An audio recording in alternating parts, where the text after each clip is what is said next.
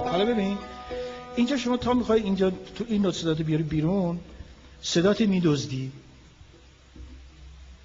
راهاش نمیکنی، ها اینجا صدا بده بیرون،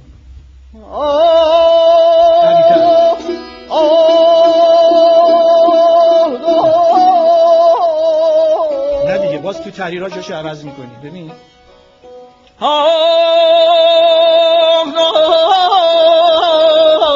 تو همون صدا همون تحریر اونجا بده.